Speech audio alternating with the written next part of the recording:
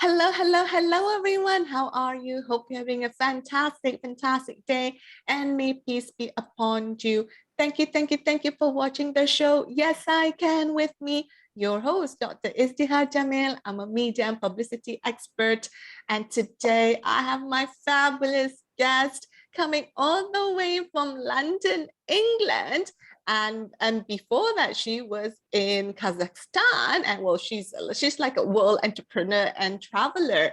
Her name is Molly Abduali. She is a businesswoman, she's an artist and also an author, and Molly also has two beautiful children, 9 and 7 I believe are their ages. And today we're celebrating Molly's book, and she's going to be sharing the juicy secrets behind it as well. Moving on. So Molly, welcome, welcome, welcome.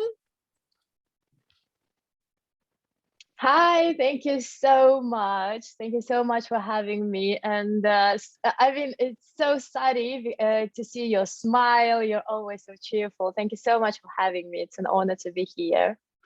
Thank you, Molly. And today it is a great day for Molly. It is the launch of her second book. So Molly had her first book out, I think it was last year or 2 years ago. And today is the launch of a second book called It was Moving two, On. two, It was 2 years ago, right, Molly? So it was 2 years ago. And this is kind of like the updated version of her book. And, this is a part of Molly's life moving on. I'm going to like bring Molly in and kind of share Molly. So this is something that is special to you, that is meaningful, that have intimate connection with you, the heart and the message of your book, Moving On. So what was the turning point that kind of like triggered for you to write about this book? Sorry, could you please repeat the question? I was having troubles with connection. Oh, yes. Okay. So Molly, like Moving On is a very special book. So it is your heart, it is your message, it's something that has a deep connection with you. So what was the turning point that helped to birth the Moving On book? Yes, you're absolutely right. And the book was very therapeutical for me as well. Oh my God, how many days I was crying while writing the book, because it helped me to go through those situations as well and heal at the same time. And while writing the book, I was hoping that this book will help other women as well who are going through difficulties. How did it come to my mind? I just had this inner calling that I have to share. I have to help other people to go through challenging times, and especially if you are a single mom, if you are moving to another country and you are on a survival mode, when you have to be strong, how to find the strength inside you. And I had my background in business and psychology. It helped me a lot. And I think not everyone have the same opportunity and same background in knowing how to deal with. For example, I knew that there are 5 stages of grieving. And if I didn't know, it would be much more difficult. And I wanted other ladies to understand stages they are going through, and to understand that other people to go through the same periods of their life, and they change as well. So there is always hope, and there is always a sunnier day at the end of the day. Absolutely. And it's also like you go into a tough times, like how to be strong, but also how to be how to find the joy, right? Because sometimes being strong can mean that you shut off your emotion, but you also have 2 young kids. So you gotta have that nurturing side of you to enjoy your kids.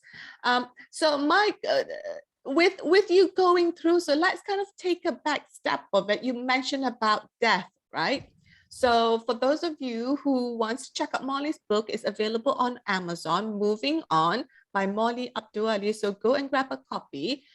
Now, there's a point in your life where your husband passed away at such a young age. So that kind of like created or triggered a pivotal moment in your life. So can you talk about, how, what was it like for you, and how did you kind of like pick yourself back up again? Because it wasn't something that was expected. It was all of a sudden. Or was it your in-laws came to you and say, hey, this is what happened, your husband is no longer alive? So it wasn't that he was going through a certain illness or something. It's just something that happened. He goes out one day, a minute, and then the next thing he wasn't coming back. So talk about what was that like for you, and how were you able to pick yourself back up? Yes, absolutely right. It was shocking. We had a beautiful family. My kids were 3.5, 1.5. We were planning a third child. Yes, and the beautiful day, August, Kazakhstan, 2016. My husband was 29 years old, like no heart issues. And yes, all of a sudden, he went, as you said, and he didn't come back. It was shocking, to be honest. I didn't believe it, and as I said in the book, like that was the stage of denial. I thought it was just a movie, that one day he will come back and say, oh my god, like there was a situation I had to hide from, like special agents or something. Yes. And I always hoped, I mean, even now, like remembering, it's not like too easy. I always hope that one day he will come back, but it didn't happen. And I just had to survive, as I said before, because I had 2 kids to feed, and I didn't have, I mean, if, yeah, I maybe just knowing psychology, knowing that, and after that I had the stage of aggression, and having people around me also helped me. And moving to the UK was the turning point. I couldn't stay in Kazakhstan. I explain it in the book as well, because it was also too much pressure, lots of people asking, lots of people overprotecting, lots of people telling you what to do, how to live. And I just wanted to run away from that as well. I couldn't live in the city we used to live, because it was very painful to see all the streets, all the buildings, was all reminding me of my previous life, let's say.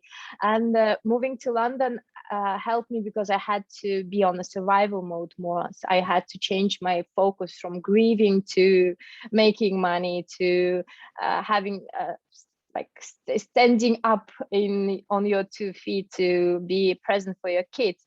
And maybe if I didn't have kids also, it would take me longer to be in depression, in stress.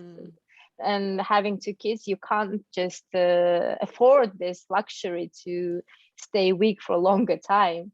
Yes, you have to be stronger, because they also ask questions.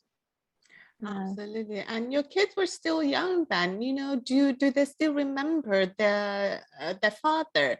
I know the 1-year-old might have some glimpses, but do they remember him? Because, 1.5 and 3.5, do they remember? Obviously they have someone, and then suddenly, so it's I pray like no children, no mom, no wife would have to go through that again, because it feels like your heart is being ripped off from you. And it's your other half, right? Like you mentioned in the book, like he is the love of your life. He's someone that you love very, very much.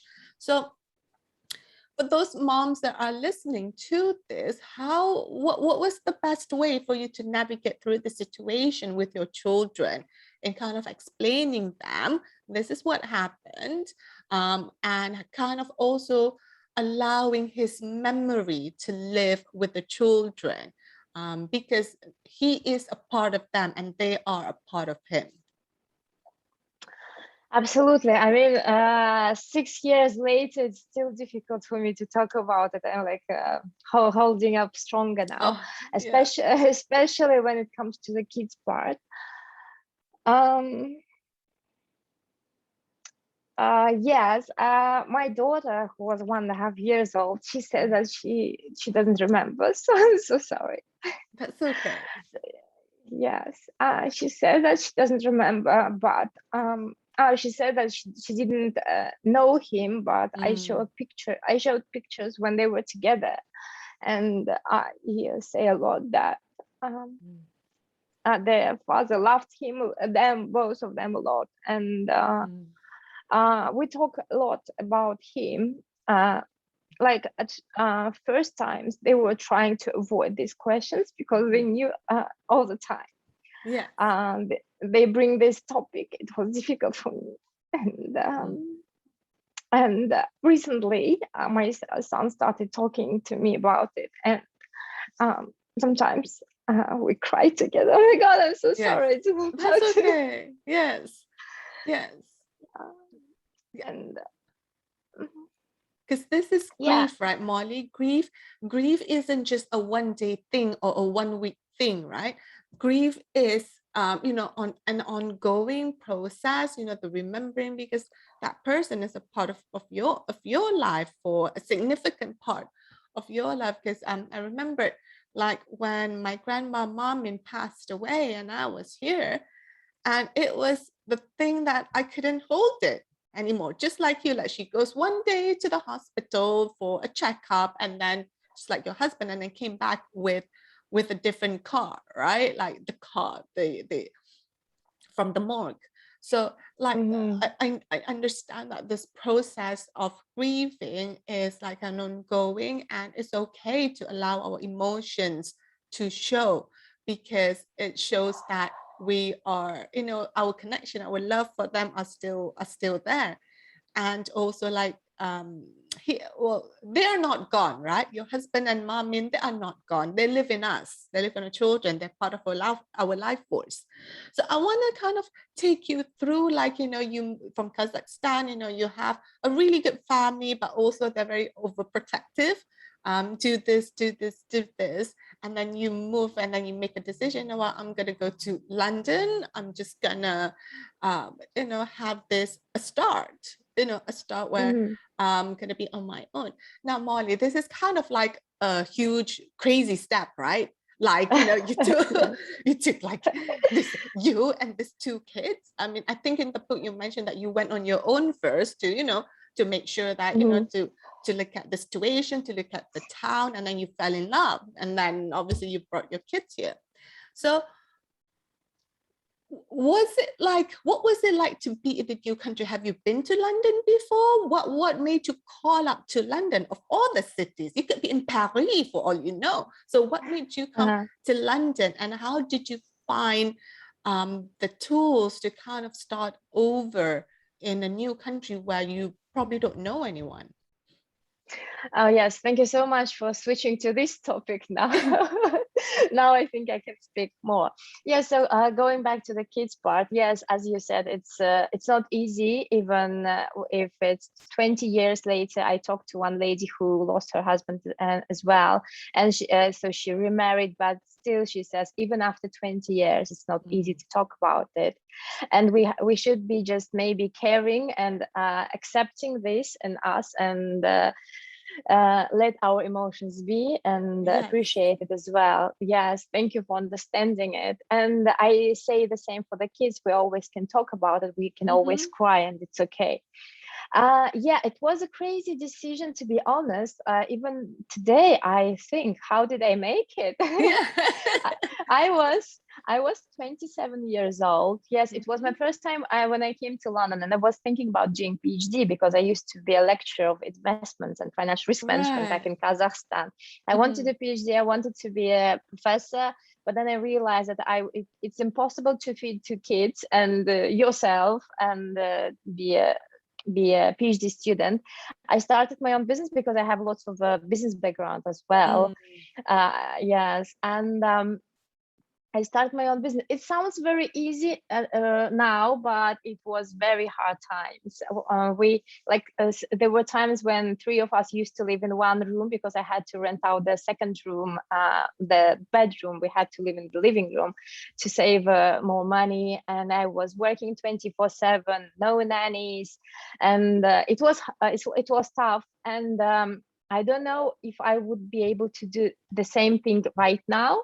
I don't think I would have the same energy. And the reason why I think is I was at the anger stressed state. I was so angry at everything, at the universe, God, destiny, and I just had, anger is a lot of fire, and I was using this fire to keep going and to succeed at the end, because we can use this anger to blame others, to talk about stuff, I don't know, to kick the walls, etc. But we can also use this anger, and I teach in my book as well how to use this anger to succeed in life. And to my friend says that, Molly, you were able to create a lemonade out of lemon, to create something stronger, like recreate myself from this situation. Yes, my family was very, in Kazakhstan, is very supportive. And if I stayed in Kazakhstan, I think I would have a easier life, 100%. But looking back, I am very grateful that I moved here, because kids have more opportunities. And why London? Because it's an English-speaking country. I don't speak French, unfortunately. I love Paris, yes, but New York is too far. San Francisco is too far, and London was closer to my country as well, because I remember when I was in Miami, it was difficult to talk to my relatives because of the time differences. So it was a crazy decision, but I always encourage people to move from one city to another and try opportunities, because this is the only way to see if it works for you or not. And there is always a way to go back. Absolutely. And it's the moving part, because, I moved to different countries as well with my family, starting over. And what people don't realize is that when you come to another country, you leave everything behind you, right? Almost everything. You carry just a few suitcases with you, and then the only thing that is left with you is this grit and this determination, this passion, this commitment, whatever that you want, for you to create a new life. You got to learn, like from me, when I moved to Malaysia, to England, and then India, and then now US. In the US, I had to learn how to drive in the opposite side of the road. So it's like a switching of the brain, different culture, different food, different, quite a lot of things that are different. So I kind of like want to kind of let people know that what you went through, you put it together into 7 steps, correct? And that is outlined in your book. One of the things that you mentioned was anger, this fire. And I wanted to kind of acknowledge you, because a lot of the times people are like, oh, you can't be angry, you can't do this. Like people are telling you you shouldn't be something, but that's exactly what you need to be, or who you need to be at the moment. So in your case, you use that fire to create a business, to move to a new life. Now, can you have that fire all the time throughout your life? Maybe, maybe not. Maybe there'll be a point where it's going to burn you out, right? Because it's such a high intensity. So I want you to kind of like talk to us where you are now. Is the fire still on, or is it still on in a different capacity, or has it like meld or transformed to another form into of compassion? At that stage, Molly, like you probably get angry at a plant. Like the plan doesn't look right today, like you're gonna get angry. Everything is just wrong. So talk to us through about this process. So one of the things you mentioned in your book is having joy, right? So but when you're on fire all the time, go, it's hard to enjoy things. It's hard to find joy and happiness and freedom, and see the beautiful things around us. So tell us where you are now, and how did you transition to different processes in your book? Yes, I remember that time. People were laughing in one of the rooms, and I was, how dare they to laugh when my husband passed away? I mean, yes, yeah. So there are 7 steps, and which I followed, and which also were following my clients who came with different stories. Also, someone lost their husband, someone got divorced, lost their job, and or moved to another country. So how to deal with this, and 7 steps that also help you not only to go through difficulties, but also to understand yourself. Because when I came back to London, I had to go back to my accounting job. I used to do like bookkeeping for other companies, which I hate and hated, but but I had to do that because I had to make money. Right. And in my book, I was also teaching, like describing how I was transitioning from the job I hated to the job I love today, and how to find your passion and move to starting your own business.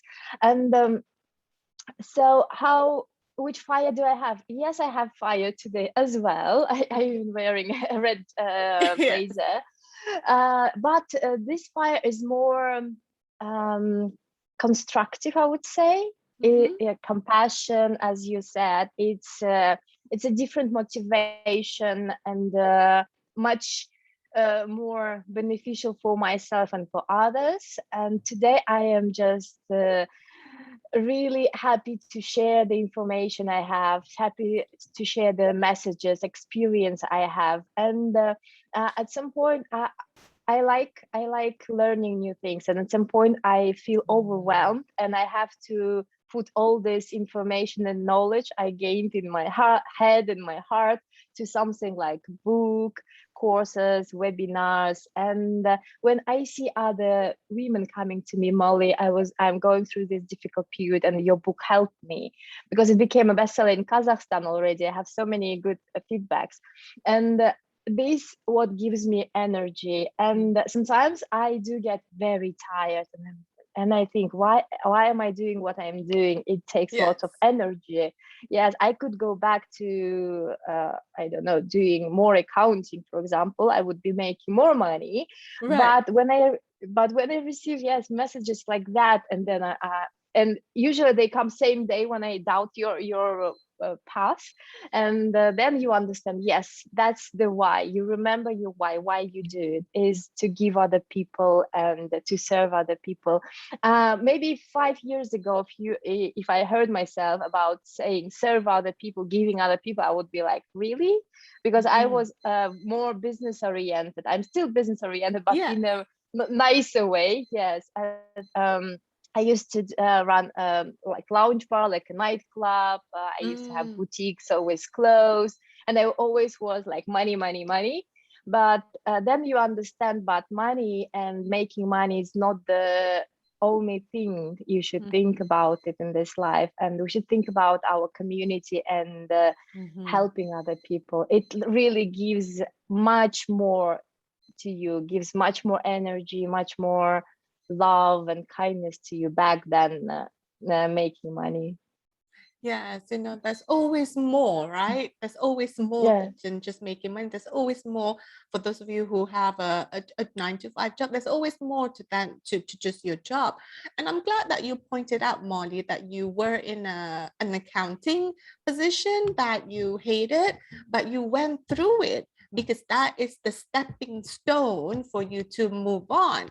That kind of give you like, the big why, or like, uh, to step into the right direction. I think like in our life, like God, the creator, is always going to guide us in the right direction. So everything that happened is a course correction towards where we're meant to be. So you were meant to put in the accounting, and God was like, yeah, Molly, this is not the place for you. This you have another, some people loves accounting, right? Like I'm a Yeah. computer scientist. Part of being a computer scientist is programming.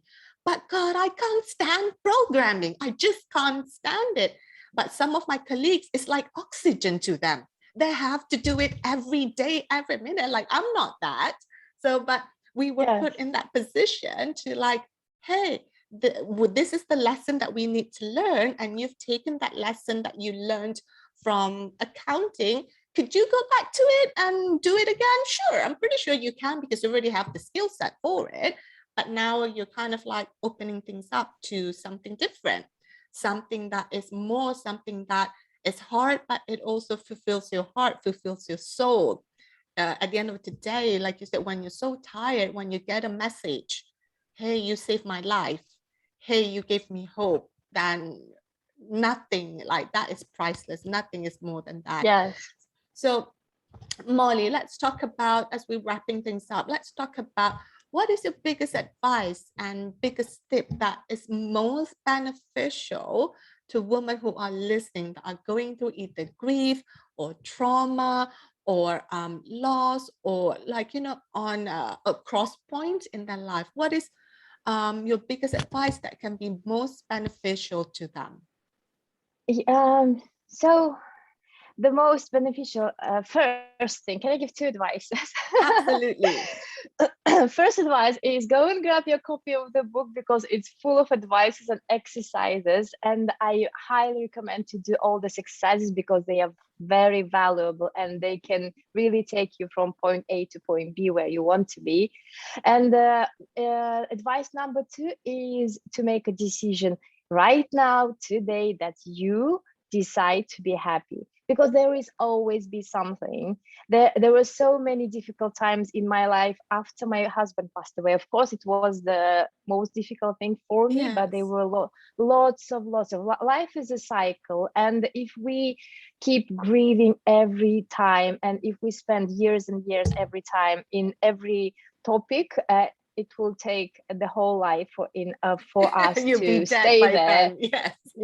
Yes, and we have to build up this muscle of moving on. And something happens, like just before this call, as I said before, something happened. I was shaking.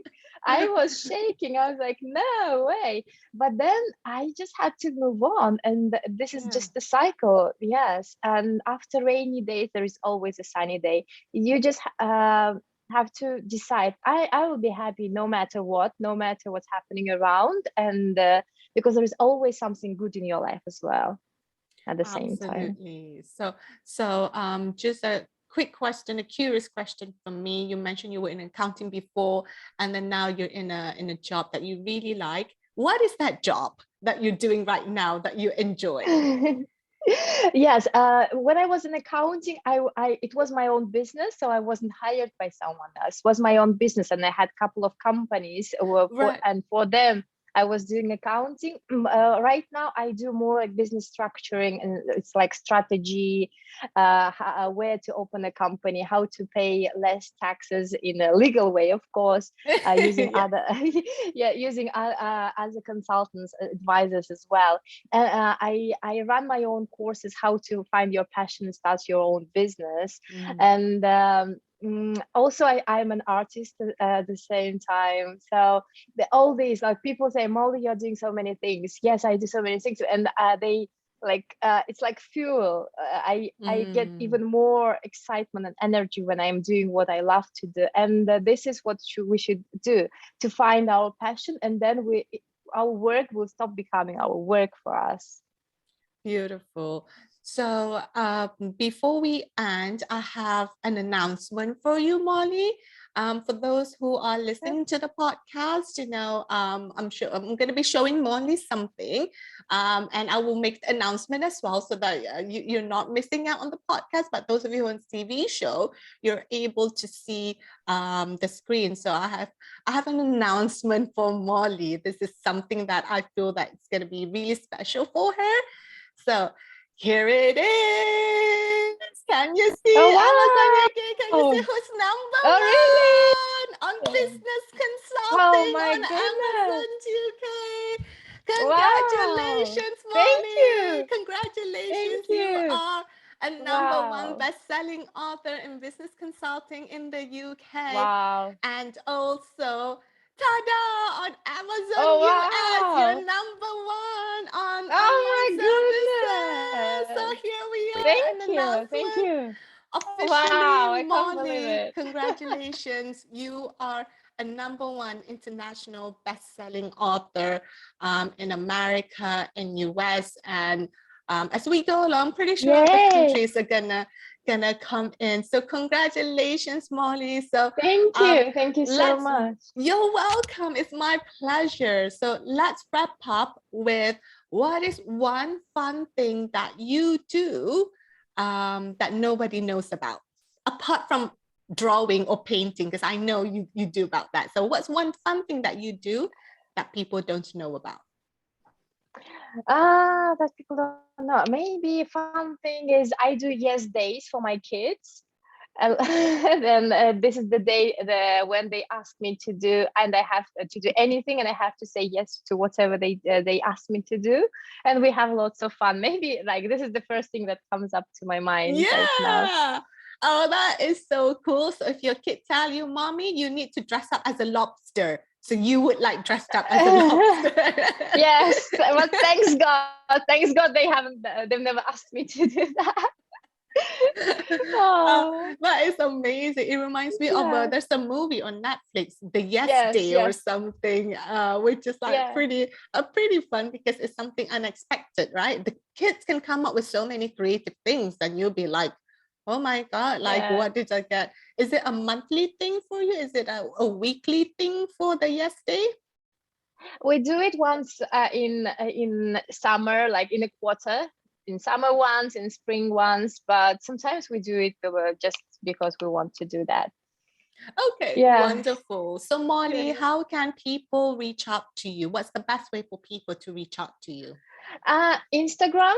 This is the platform I use the most. Instagram, Molly _Abduali. And yes, I will be happy, and I check my messages all the time. So I think I will find your questions and your comments for sure. If you have any questions, you're always welcome. Or my YouTube channel, MA Business Studio. Brilliant. So Molly _Abduali on Instagram, or MA Business Studio on YouTube. Moving On is available on Amazon. So go and grab a copy today to help you to go through the 7 steps to moving on from stress to success. And thank you so much, Molly Abduali, who is now officially a #1 international best-selling author from the book Moving On. For those of you who would love to share your voices on prestigious platforms, whether becoming a best-selling author, TV, magazines, speaking on stage, Forbes or TED, check out izdiharjamil.com. Until the next episode, everybody, tell yourself, yes, I can. And so it is done. Molly, let's say goodbye to everybody. Bye. Yes. Bye.